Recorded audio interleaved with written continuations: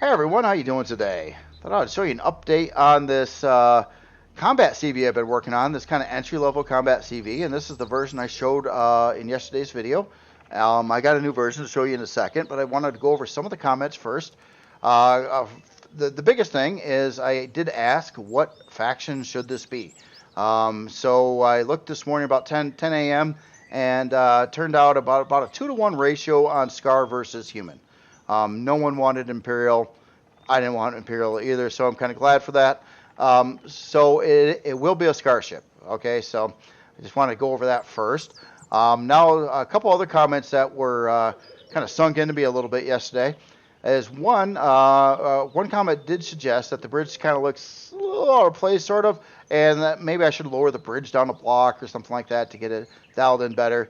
Duly noted, I don't like the bridge on this ship right now either. So yeah, I get it. Another comment, kind of goes with the bridge a little bit here as well. Is kind of, especially looking at it from certain angles, kind of looks like a speedboat. So I was like, yeah, it kind of does look like a speedboat. And I tell you what, when someone says that, it's hard to unsee it.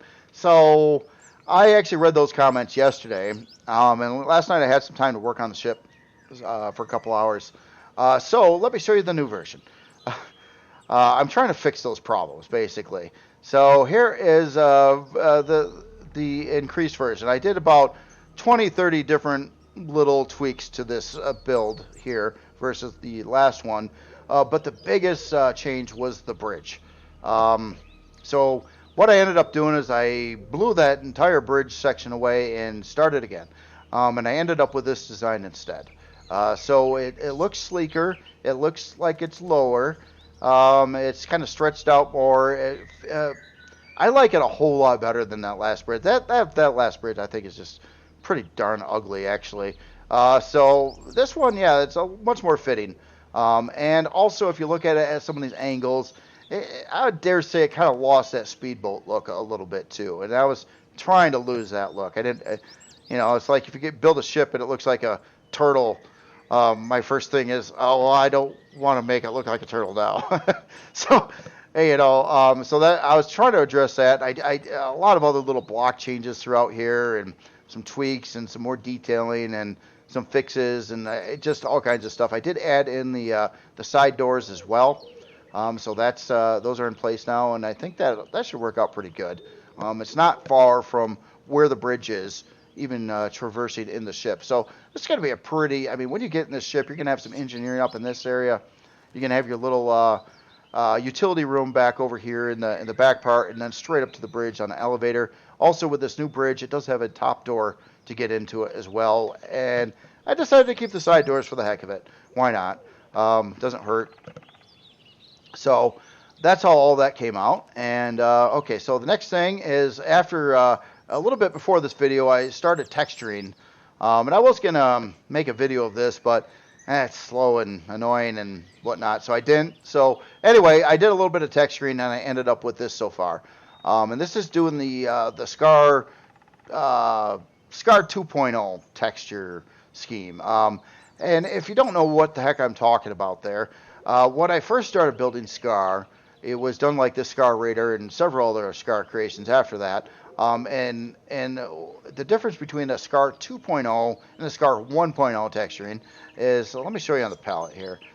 This is just in case you ever wanted to do a Scar creation. Hint, hint, just kidding. So Scar 1.0, this is its base hull material right here. And this is its color palette. Scar 2.0, the base hull materials are now these two, and it's about a 50-50 spread between this texture and this texture. And let me go over and show you the Scar 2.0 palette. And it has a whole lot more colors in the palette. Now, a lot of these colors have to do with offset colors.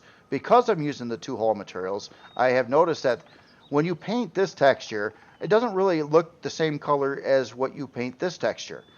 So to get them to blend, you need an offset color. As an example of that, let's say I've got this texture here, and then the smoother metal texture next to it. Or I guess it really doesn't matter.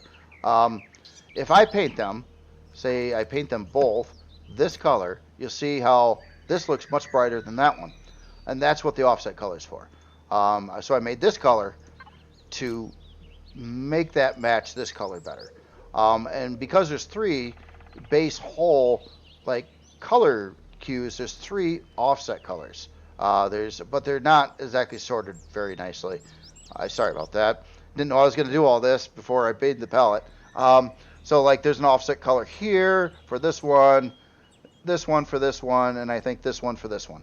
So that's what those are, and why they're there in the palette. It's not like they're, but they're slightly different tints of colors, which you can use anywhere you want, which is great. And then it has a whole lot more of these muted other colors in the texture palette as well. And I typically, I almost will never ever build anything with full intensity. Like a color like these kinds of colors, way too bright. The only use they have is for texture lights. Other than that, I mute everything down a lot, so it's not near as vivid. But that has a much more realistic look in game. So that's kind of why I do that. So I just wanted to go over that in case you haven't seen that kind of thing for a while, or didn't know what I was talking about between the 2 ways of painting Scar. All the newer Scar have been painted in this method. It's just, for the first like 2 years of Scar builds were all done in that method. So it's just a little bit of a difference. The whole reason I came up with this one is I was trying to improve on the looks of Scar from the first version. And that's basically it. Okay, so one last thing I wanted to go over on this video, kind of something I didn't expect. So in the last video too, I did say that this ship had a imbalance in its thruster performance. Basically, I had 4 of these plasma thrusters back over here, and it had way too much forward thrust, and I was burning CPU away because of that. So I said I was going to put in rocket thrusters up on the top over here.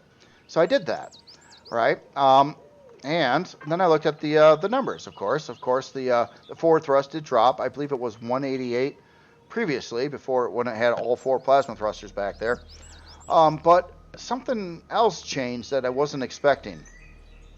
And that is all these other stats over here, these were all 88s in their performance, because I've been really looking at this. And they all went to 93 after I got rid of the better thrusters and put in the plasma thrusters. I gained 5 points on all of these 5 directions. And I was like, whoa, really? That's cool. It's not. At first, I thought there was a patch, an update to the game, a tweak to RE2 specs. I thought that was going on, but that's not the case. And then I started trying to figure out why that is, and I figured it had to have something to do with weight. So then I kind of analyzed that, and an advanced plasma thruster that I'm running in the ship here, each one of these weighs 78.8 tons. If you go over to the rocket thruster, I got that right in that thing here. They weigh 7.5 tons. So you're going from 78 tons to 7.5 tons. So the reason why it increased the performance in all the directions but forward is because of the weight difference between these thrusters and the fact that these weigh a lot of weight. God, they're heavy. 70, almost 80 tons for a thruster. Woo! That's pretty crazy. So yeah, literally by cutting out kind of like 2 thrusters out of the ship, it sort of increased the ship's performance. So it was not what I was expecting, and I just kind of wanted to make you guys aware of that too. It's something I'm going to start doing a little bit more. I don't think I ever really did that before, and that is really pay attention much to the weight of parts you're putting in things. I would never expected that doing this change would have resulted in literally like 5 points of performance on the rest of the ship. So I literally, the ship flies better now at a lower CPU cost with less thrust power. And it's just not the results I expected. So just keep that in mind. I don't know how that would translate or anything to anything, but it was surprising. I just didn't. I guess basically I never really paid much attention to the weight of thrusters, and I didn't realize that they were that darn heavy. So literally keep that in mind. Like say you got a ship that doesn't have very good strafing, or you want to increase the strafing thrust on it.